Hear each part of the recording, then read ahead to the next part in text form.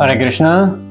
भगवद गीता यथारूप अध्याय 1 श्लोक संख्या 20 र 21बाट चर्चा गर्दैछौँ। कुरुक्षेत्रका युद्ध मैदानमा एउटा योद्धाको हृदय पोलिरहेको छ।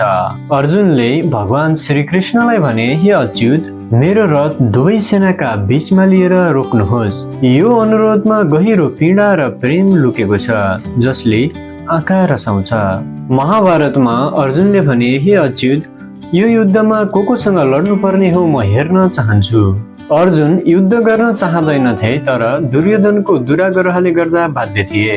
कृष्ण जो भगवान स्वयं अर्जुनको सारथी बनेर वा ड्राइभर बनेर सेवा गरिरहनु भएको छ।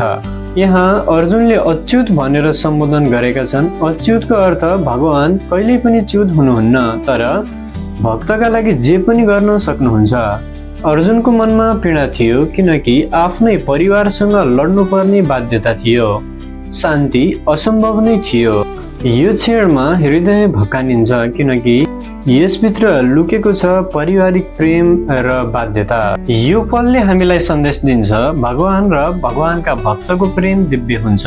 यस श्लोकबाट सिकाए हामी सबैले भगवानको शरण लिनु पर्दछ, किनकि जीवनको युद्धमा जब पीडा आउँछ, भगवानले त्यससँग लड्ने शक्ति र सामर्थ्य प्रदान गर्नुहुन्छ। अर्जुनले भगवान श्री कृष्णमा विश्वास गरे र युद्ध जिते।